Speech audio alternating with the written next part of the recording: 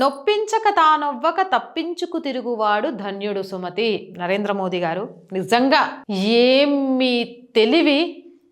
బెదిరింపులు లేవు, భయపెట్టడాలు లేవు, లేకపోతే వదిలి వెళ్ళకపోతే చంపేస్తామనడాలు లేవు. నరేంద్ర మోదీ దెబ్బకి రోహింగ్యాలు, అక్రమ వలసవాదులు పశ్చిమ బెంగాల్ నుంచి తట్టాబుట్ట చదువుకొని పారిపోతారట. అక్రమంగా ఈ రాష్ట్రంలో పశ్చిమ బెంగాల్లోకి వచ్చి ఈ దేశ సొమ్మును దొబ్బి తింటారు వీళ్ళు. చూస్తారుగా ఎంతమంది ఉన్నారు. నాయన ఒక్కింట్లోనే ఇంతమంది ఉన్నారంటే మొత్తం ఎంతమంది తగలడ్డారు చూసారా.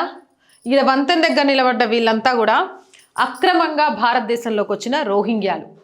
వీళ్ళు పశ్చిమ బెంగాల్లో ఎన్నికల సంబంధిత ఓటర్ లిస్టులను తనిఖీ చేసే ప్రక్రియ అంటే ఎస్ఐఆర్ మొదలవ్వగానే బంగ్లాదేశ్ నుంచి, మయన్మార్ నుంచి వచ్చిన వీళ్ళు దెబ్బకు పెద్ద సంఖ్యలో వెనక్కి పారిపోతారు.